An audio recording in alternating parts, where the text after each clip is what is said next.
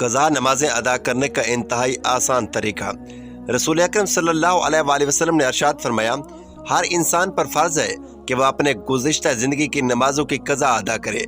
और रमज़ान में बिस्मिल्लाहिर्रहमानिर्रहीम हज़रत अबादा बिन साबित रज़ी अल्लाह तआला अन्हु से रिवायत है कि उन्होंने रसूलुल्लाह सल्लल्लाहु अलैहि वसल्लम को ये फरमाते हुए सुना, 5 नमाजें हैं जिनको अल्लाह तबारक व तआला ने अपने बंदों पर फर्ज करार दिया है। जिसने इन नमाजों को बेहतरीन वज़ू के साथ उनके मुकर्रर औकात पर अदा किया और इन नमाजों को रुकू सजूद और कामिल खशू व खज़ू से अदा किया, तो ऐसे शख्स से अल्लाह तबारक व तआला का वादा है कि उसकी मग़फ़िरत फरमा देता है। और जिसने ऐसा नहीं किया, यानी नमाज ही ना पढ़ी या नमाज को अच्छी तरह से ना पढ़ा, तो ऐसे शख्स के लिए अल्लाह ताला का कोई वादा नहीं है। अगर चाहे तो उसकी मग़फ़िरत फरमा दे और अगर चाहे तो उसको दर्दनाक अजाब दे। हज़रत अबू ज़र रज़ी अल्लाह तआला अन्हु से रिवायत है कि हज़ूर नबी करीम सल्लल्लाहु अलैहि वसल्लम मौसम सरमा में जब पत्ते दरख्तों से गिर रहे थे, बाहर निकले। आप सल्लल्लाहु अलैहि वसल्लम ने एक दरख्त की 2 शाखों को पकड़ लिया। अबू ज़र रज़ी अल्लाह तआला अन्हु फरमाते हैं, शाख से पत्ते गिरने लगे। रावी कहते हैं कि हज़ूर नबी करीम सल्लल्लाहु अलैहि वसल्लम ने पुकारा, ऐ अबू ज़र। मैंने अर्ज़ किया, लब्बैक या रसूलल्लाह।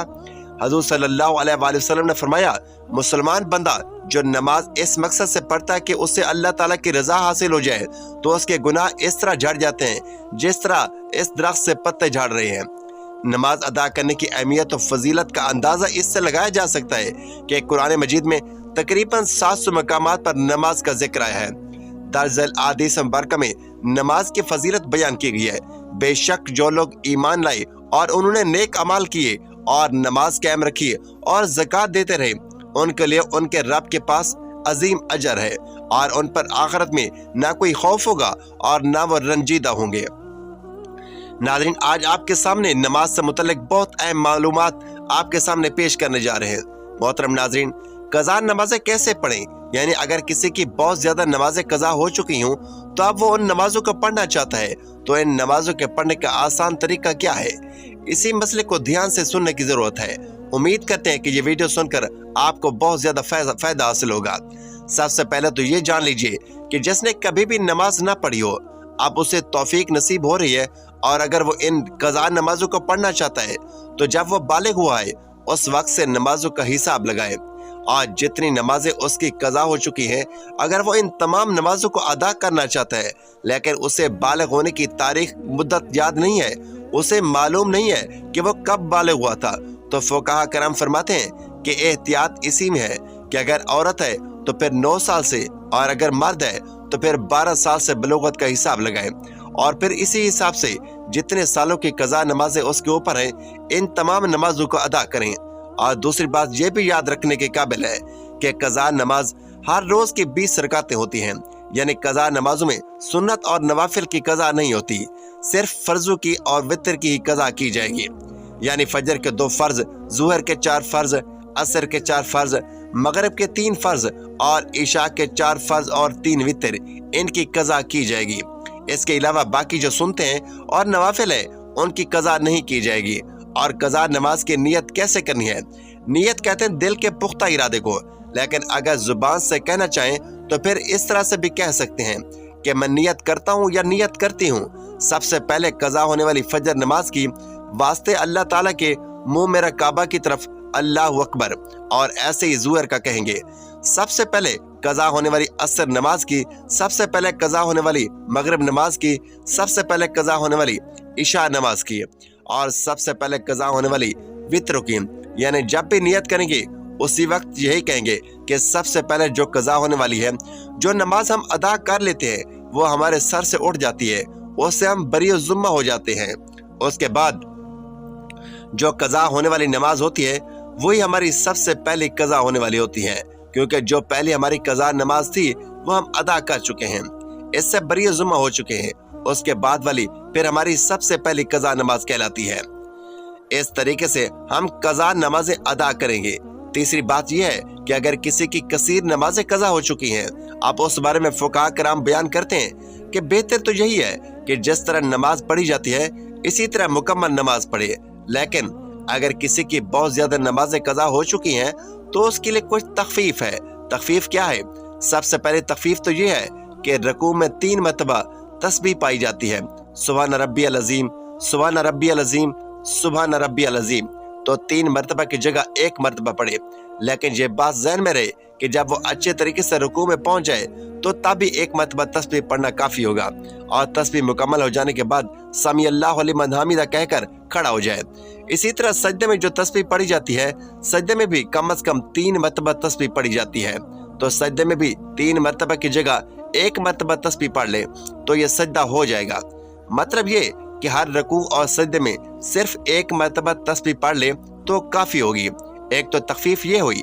دوسری تخفیف، جس طرح 4 رکعت فرض نماز پڑھ رہا ہوں، یعنی ظہر کی ہے، عصر کی ہے، یا عشاء کے ہیں، یا مغرب کے 3 فرض ہیں، ان میں یہ ہے کہ تیسری اور چوتھی رکعت میں سورۃ فاتحہ پڑھی جاتی ہے۔ لیکن اگر کسی کی بہت زیادہ نمازیں قضا ہو چکی ہیں تو اس میں یہ تخفیف ہے کہ سورۃ فاتحہ کی جگہ 3 مرتبہ سبحان اللہ سبحان اللہ سبحان اللہ پڑھ لے، یعنی سبحان اللہ سبحان اللہ سبحان اللہ پڑھ کر رکوع میں چلا جائے۔ دوسری تخفیف یہ ہوگی۔ تیسری تخفیف یہ ہے کہ قعدہ اخیر میں، یعنی جب نماز ختم ہوتی ہے تو پڑھتے ہیں، پڑھنے کے بعد درود پاک پڑھا جاتا ہے، اور درود پاک پڑھنے کے بعد دعا پڑھی جاتی ہے۔ اس میں یہ ہے کہ اتحیات پڑھنے کے بعد درود پڑھنے کی جگہ صرف اتنا پڑھ لے، یا اتنا درود پاک کے کلمات پڑھیں، اللہم صلی علی محمد وعلی آل محمد، یہ تیسری تخفیف ہے۔ اس کے بعد پھر سلام پھیر لے، یعنی مکمل درود پاک اور دعا نہ پڑھنے کی اجازت ہے۔ یہ تخفیف ہے اس شخص کے لیے جس کی کثیر تعداد میں نمازیں قضا ہو چکی ہیں۔ اور چوتھی تخفیف یہ ہے کہ جو وتر نماز ہے، تیسری رکعت میں سورت ضرور ملانی ہے۔ فرضوں میں تیسری اور چوتھی رکعت میں سورت کی جگہ 3 مرتبہ سبحان اللہ پڑھ لینا کافی ہے، لیکن وتر کی جو نماز ہے اس میں تیسری رکعت میں سورت فاتحہ بھی پڑھی جائے گی، اور دوسری سورت بھی ملانا ضروری ہے۔ اب اللہ اکبر کہہ کر دعائے قنوت پڑھی جاتی ہے، لیکن دعائے قنوت کی جگہ اگر وہ رب اغفر لی رب اغفر لی رب اغفر لی یہ 3 مرتبہ پڑھ لے، یا پھر 1 مرتبہ پڑھ کر رکوع میں چلا جائے تو تب بھی اس کی نماز بالکل درست ہے۔ قضا نمازوں کے لیے اس تخفیف کے ساتھ اگر نمازیں پڑھیں گے تو آپ کی جو بہت زیادہ نمازیں قضا ہو چکی ہیں وہ بہت جلد ادا ہو جائیں گی۔ فقہاء کرام بیان کرتے ہیں کہ اس طریقے سے اس تخفیف کا فائدہ اٹھا کر جس شخص کی زیادہ نمازیں قضا ہو چکی ہیں وہ اپنی نمازوں کو جلد ادا کر کے فرائض سے بری ذمہ ہو جائیں۔ اور یاد رکھیں، قضا نمازوں کے ساتھ ساتھ توبہ کرنا ضروری ہے، کیونکہ نمازیں جو قضا ہوئی ہیں ان کا گناہ ہے، تو گناہ سے توبہ کرنا لازمی ہوتا ہے۔ ایک تو گناہ ادا کریں گے، اس کے بعد پھر سچے دل سے توبہ کریں تو اس سے آسان طریقے سے اپنی قضا نمازوں کو ادا کر کے اللہ کی بارگاہ میں سرخرو ہو جائیں گے۔ اگر کسی شخص نے بلوغت کے کافی عرصہ گزر جانے کے بعد نماز پڑھنا شروع کی ہو، یا کبھی پڑھتا ہو اور کبھی نہ پڑھتا ہو، تو اس پر لازم ہے کہ زندگی سے متعلقہ ضروری کاموں کے علاوہ سب کام چھوڑ کر نمازوں کی قضا شروع کر دے۔ وہ اس وقت تک قضا نمازیں ادا کرتا رہے جب تک اس کے غالب گمان کے مطابق تمام قضا نمازیں ادا نہ ہو جائیں۔ اگر اس دوران اس کو موت آ گئی تو اللہ تعالیٰ کے فضل سے امید ہے کہ اس کی بخشش ہو جائے گی۔ اللہ پاک ارشاد فرماتا ہے، اور جو شخص بھی اپنے گھر سے اللہ اور اس کے رسول صلی اللہ علیہ وآلہ وسلم کی طرف ہجرت کرتے ہوئے نکلے، پھر اسے راستے میں موت آ پکڑے تو اس کا اجر اللہ کے ذمہ ہو جاتا ہے، اور اللہ بڑا بخشنے والا مہربان ہے۔ اور اگر کوئی شخص ایسا نہ کر سکے تو اس سے کم درجہ یہ ہے کہ ہر نماز کے ساتھ یہ ایک یا جس قدر ممکن ہو قضا نماز پڑھتا رہے۔ قضا نمازوں کے صرف فرائض اور وتر ادا کریں۔ مثلا پورے دن کی قضا نمازیں ادا کرنی ہو تو پھر کل 20 رکعت اس طرح ادا کریں: 2 فرض فجر، 4 فرض ظہر، 4 فرض عصر، 3 فرض مغرب، 4 فرض عشاء اور 3 وتر، اور پھر اس طرح نیت کریں۔ مثلا میں اپنے گزشتہ فجر کی نماز ادا کرنے کی نیت کرتا ہوں جسے میں نے وقت پر ادا نہیں کیا۔ ہر قضا نماز کی اسی طرح نیت کر کے، یعنی دل میں ارادہ کرے، زبان سے کہنا بہتر ہے، ضروری نہیں۔ محترم ناظرین، حضور نبی کریم صلی اللہ علیہ وسلم نے فرمایا، پاک مٹی مسلمان کو پاک کرنے والی ہے، پھر وہ 10 سال تک پانی نہ پائے، پھر جب وہ پانی پا لے تو اسے اپنی کھال یعنی جس پر بہائے، یعنی اس کے لیے بہتر ہے۔ غزوہ خیبر کے موقع پر ایک چرواہا حضور اقدس صلی اللہ علیہ وسلم کی خدمت اقدس میں حاضر ہوا۔ وہ یہودیوں کی بکریاں چرایا کرتا تھا۔ اس چرواہے نے جب دیکھا کہ خیبر سے باہر مسلمانوں کا لشکر پڑاؤ ڈالے ہوئے، اس کے دل میں خیال آیا کہ میں جا کر ان سے ملاقات کروں اور دیکھوں کہ یہ مسلمان کیا کہتے ہیں اور کیا کرتے ہیں۔ चुनाचा बकरियां चराता हुआ मुसलमानों के लश्कर में जा पहुंचा और उनसे पूछा कि तुम्हारे सरदार कहाँ हैं। सहाबा करम ने बताया कि हमारे सरदार हजूर नबी अकरम सल्लल्लाहु अलैहि वसल्लम इस खेमे के अंदर हैं। पहले तो उस चरवाहे को उनकी बातों पर यकीन नहीं आ रहा था और उसने सोचा कि इतने बड़े सरदार एक मामूली से खेमे के अंदर कैसे बैठ सकते हैं।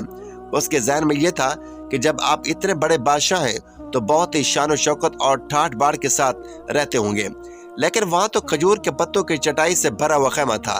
खैर, वो इस खेमे के अंदर आप सल्लल्लाहु अलैहि वसल्लम से मुलाकात के लिए दाखिल हुआ और आपसे मुलाकात की और पूछा कि आप क्या पैगाम लेकर आए हैं और किस बात की दावत देते हैं। हजूर अक़दस सल्लल्लाहु अलैहि वसल्लम ने इसके सामने इस्लाम और ईमान की दावत रखी और इस्लाम का पैगाम दिया। उसने पूछा कि अगर मैं इस्लाम की दावत कबूल कर लूं तो मेरा क्या अंजाम होगा और क्या रुतबा होगा। हजूर अक़दस सल्लल्लाहु अलैहि वसल्लम ने फरमाया कि इस्लाम लाने के बाद तुम हमारे भाई बन जाओगे और हम तुम्हें गले से लगाएंगे। उस चरवाहे ने कहा कि आप मुझसे मजाक कर रहे हैं, मैं कहाँ और आप कहाँ। मैं एक मामूली सा चरवाहा हूँ और मैं सियाह फाम इंसान हूँ। मेरे बदन से बदबू आ रही है, ऐसी हालत में आप मुझे कैसे गले से लगाएंगे। हजूर अक़दस सल्लल्लाहु अलैहि वसल्लम ने फरमाया कि हम तुम्हें जरूर गले से लगाएंगे और तुम्हारे जिस्म की स्याही को अल्लाह ताला ताबानी से बदल देंगे और अल्लाह ताला तुम्हारे जिस्म से उठने वाली बदबू को खुशबू से बदल देंगे। यह बातें सुनकर वो फौरन कलमा शहादत पढ़कर मुसलमान हो गया। फिर हजूर अक़दस सल्लल्लाहु अलैहि वसल्लम से पूछा कि या रसूलुल्लाह सल्लल्लाहु अलैहि वसल्लम, अब मैं क्या करूं। आप सल्लल्लाहु अलैहि वसल्लम ने फरमाया, तुम ऐसे वक्त पर ईमान लाए हो कि ना तो इस वक्त किसी नमाज का वक्त है कि मैं तुमसे नमाज पढ़ूं और ना ही रोजे रखने का ज़माना है कि तुमसे रोजे रखवाऊं, और ज़कात तुम पर फर्ज नहीं है। इस वक्त सिर्फ एक इबादत हो रही है जो तलवारों की छांव में अंजाम दी जाती है और वह जिहाद है। इस चरवाहे ने कहा, या रसूलुल्लाह सल्लल्लाहु अलैहि वसल्लम, मैं इस जिहाद में शामिल हो जाता हूँ, लेकिन जो शख्स जिहाद में शामिल होता है उसके लिए सिर्फ दो ऑप्शन होते हैं, या गाजी या शहीद। तो अगर मैं जिहाद में शहीद हो जाऊं तो वहां मेरी कोई जमानत लेगा। हजूर अक़दस सल्लल्लाहु अलैहि वसल्लम ने इरशाद फरमाया कि मैं इस बात की जमानत लेता हूं कि अगर तुम इस जिहाद में शहीद होगे तो अल्लाह ताला तुम्हें जन्नत में पहुंचा देंगे और तुम्हारे जिस्म की बदबू को खुशबू से तब्दील फरमा देंगे और तुम्हारे चेहरे की स्याही को सफेदी में तब्दील फरमा देंगे। क्योंकि वो चरवाहा यहूदियों की बकरियां चराया करता था, वहां पहुंचा था, इसलिए हजूर अक़दस सल्लल्लाहु अलैहि वसल्लम ने इरशाद फरमाया कि तुम जो बकरियां लेकर आई हो उनको जाकर वापस करो, इसलिए कि ये बकरियां तुम्हारे पास उनकी अमानतें हैं। इससे अंदाजा लगाएं कि जिन लोगों के साथ जंग हो रही है, जिनका मुहासरा किया हुआ है, उनका माल गनीमत है, लेकिन क्योंकि वो चरवाहा बकरियां मुआहदे पर लेकर आया था, इसलिए आपने हुक्म दिया कि पहले वो बकरियां वापस करके आओ, फिर आकर जिहाद में शामिल होना। चुनाचा उस चरवाहे ने जाकर बकरियां वापस की और वापस आकर जिहाद में शामिल हुआ और शहीद हो गया। जब जंग खत्म हुई तो हजूर अक़दस सल्लल्लाहु अलैहि वसल्लम लश्कर का जायजा लेने लगे। एक जगह आप सल्लल्लाहु अलैहि वसल्लम ने देखा कि सहाबा करम का मजमा इकट्ठा है।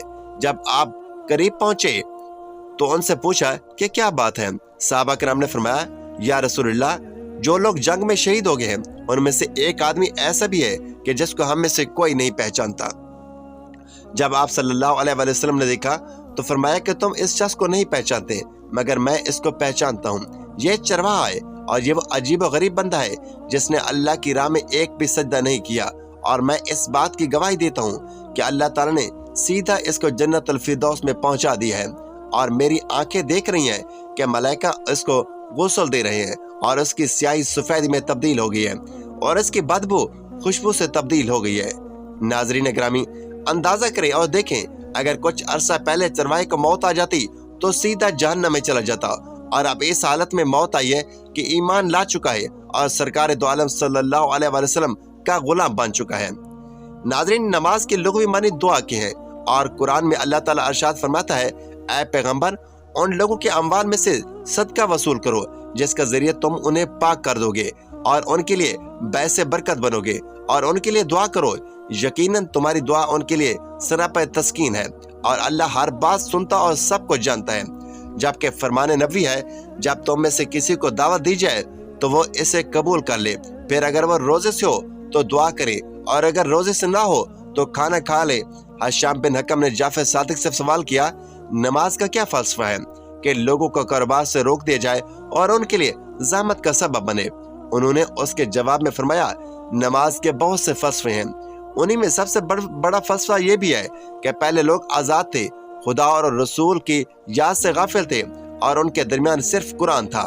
امت مسلمہ بھی گزشتہ امتوں کی طرح تھی، کیونکہ انہوں نے صرف دین کو اختیار کر رکھا تھا اور کتاب اور انبیاء کو چھوڑ رکھا تھا، اور یہاں تک کہ ان کو قتل کر دیتے تھے۔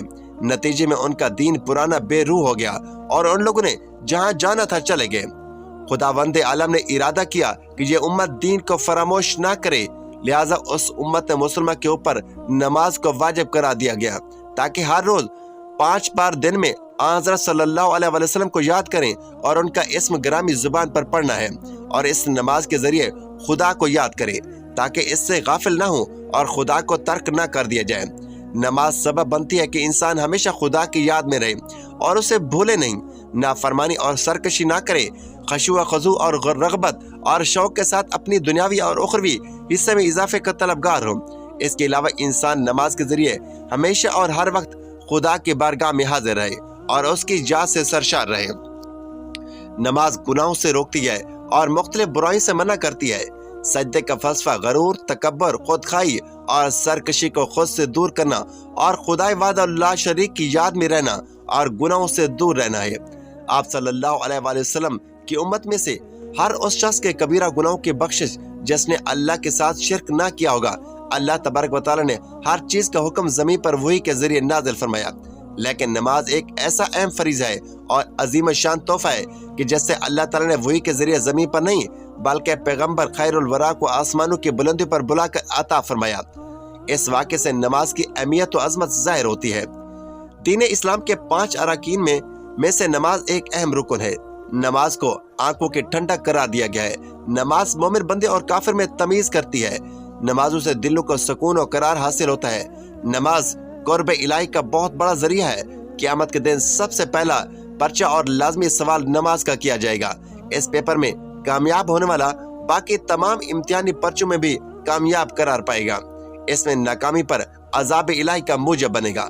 آپ صلی اللہ علیہ وآلہ وسلم جب واپس آتے ہوئے جناب حضرت موسیٰ کلیم اللہ کے پاس سے گزرنے لگے تو انہوں نے پوچھا کہ اللہ تبارک و تعالیٰ نے آپ کو کیا حکم دیا ہے؟ آپ نے فرمایا، اللہ تعالیٰ نے میری امت پر ہر دن اور رات میں 50 نمازیں فرض کی ہیں۔ حضرت موسیٰ نے کہا، آپ کی امت ہر دن رات میں 50 نمازیں پڑھنے کی طاقت نہیں رکھتی، لہٰذا رب تعالیٰ کے پاس جاؤ اور تخفیف کرا لو، کیونکہ میں نے بنی اسرائیل کو آزمایا ہے اور اس تجربے کی روشنی میں کہتا ہوں کہ آپ کی امت اس کی طاقت نہیں رکھتی۔ نبی کریم صلی اللہ علیہ وآلہ وسلم فرماتے ہیں کہ میں دوبارہ سے سدرۃ المنتہا کے پاس گیا اور اللہ تعالیٰ سے نمازیں کم کرنے کی درخواست کی تو رب العالمین نے 5 نمازیں کم کر دیں۔ پھر حضرت موسیٰ علیہ السلام کے پاس سے گزرا تو انہوں نے فرمایا کہ یہ بھی زیادہ ہیں اور کم کرا لو۔ رسول اللہ صلی اللہ علیہ وآلہ وسلم فرماتے ہیں کہ میں بار بار تخفیف کی گزارش کرتا رہا اور آخرکار اللہ تعالیٰ نے فرمایا، آپ کی امت 5 نمازیں پڑھا کرے تو میں اجر 10 کا دوں گا اور ایک نیکی کا اجر ہمارے ہاں 10 گنا ہے۔ آپ کی امت 5 نمازیں پڑھے گی، ان کے اعمال نامے میں 50 درج کی جائیں گی، یعنی 50 نمازوں کا جو ثواب ملے گا پڑھنے میں 5 اور ثواب کے لحاظ سے 50۔ نبی رحمت صلی اللہ علیہ وآلہ وسلم نے اس موقع پر ارشاد فرمایا، جو نیکی کا ارادہ کرے گا اس کے لیے نیکی کرنے سے پہلے ایک نیکی لکھ دی جاتی ہے۔ سبحان اللہ۔ ناظرین، غور کریں کہ 5 نمازیں پڑھیں گے اور اجر 50 کا ہوگا۔ آج کتنے لوگ ہیں جو نمازیں پڑھتے ہیں؟ اگر میں یوں کہوں تو بجا ہوگا کہ 5% مسلمان نمازی ہیں، لیکن ہم معراج بڑی دھوم دھام سے مناتے ہیں، کھانے اعلیٰ سے اعلیٰ قسم کے پکاتے ہیں، جلوس نکالے جاتے ہیں، مسجدوں، مزاروں، سرکاری و غیر سرکاری اداروں اور عمارتوں پر چراغاں کیا جاتا ہے، کوئی روزہ رکھتا ہے تو کوئی رات کا قیام کرتا نظر آتا ہے، حالانکہ شریعت محمدیہ میں ان رسومات کا کوئی ثبوت نہیں۔ معراج کی اصل روح یعنی نماز سے ہے، غافل ہے۔ جس چیز کا ثبوت نہیں اس کا اہتمام کیا جاتا ہے اور جس چیز کے کرنے کا حکم دیا گیا ہے اس کی پرواہ نہیں۔ نماز من جانب اللہ تحفہ ہے، اس کی قدر کریں۔ غور فرمائیے کہ ہمارا کوئی عزیز رشتہ دار ہمارے گھر تحفہ لے کر آ جائے اور ہم اسے قبول نہ کریں یا قدر نہ کریں تو وہ ہمارے ساتھ تعلقات ختم کرنے کو تیار ہو جاتا ہے۔ کیا رب العالمین کا ہم پر اتنا بھی حق نہیں کہ ہم نمازیں پڑھ کر اس کے تحفے کو قبول کریں؟ جو لوگ نماز نہیں پڑھتے ان کے بارے میں سخت وعیدیں سنائی گئی ہیں، جن میں سے چند ایک یہ ہیں: नंबर 1, नमाज छोड़ना कुफ्र है। नंबर 2, जिस शख्स की असर की नमाज फौत होगी उसका घर और माल तबाह बर्बाद हो गया। नंबर 3, जो 5 नमाजों की हिफाजत नहीं करता वो क़यामत के दिन फिरौन और कारून इब्न अबी खल्फ के साथ होगा। नंबर 4, मुसलमान बंदे और कुफ्र के दरमियान फर्क नमाज का छोड़ना है। इन हदीस की रोशनी में हमें पता चलता है कि नमाज छोड़ना कितना बड़ा संगीन जुर्म है। नमाज का छोड़ना अल्लाह के तोहफे की नाकदरी और कबूल ना करने के मुतरादिफ है। नमाज छोड़ना अल्लाह और उसके रसूल सल्लल्लाहु अलैहि वसल्लम के हुक्म का इनकार है। मेरे ख्याल में जहाँ अवाम नमाज छोड़ने में मुजरिम है वहाँ हुक्मरान भी पीछे नहीं। तर्क नमाज का कोई भी अमल अल्लाह के यहाँ काबिल कबूल नहीं। न हज कबूल, न कुर्बानी कबूल, न रोजे कबूल, न सदका और खैरात कबूल। यहाँ तक कि शब मिराज का क़याम करने वाले को रोज़ा रखने से कोई फ़ायदा नहीं होगा। नाज़रीन, अल्लाह ताला से दुआ है कि अल्लाह ताला हमें हज़ूर नबी करीम सल्लल्लाहु अलैहि वसल्लम के नक्शे कदम पर चलने की तौफीक अता फरमाए, हमें 5 वक्त का नमाजी बनाए और हमारा खात्मा बिल खैर फरमाए। आमीन या रब्बुल आलमीन। नाज़रीन, वीडियो अच्छी लगी तो वीडियो को लाइक करें, शेयर करें, चैनल को सब्सक्राइब करें और कमेंट बॉक्स में अल्लाह ताला के 99 नामों में से एक नाम जरूर टाइप करें। अगले वीडियो तक के लिए इजाज़त दीजिए। अल्लाह हाफिज़।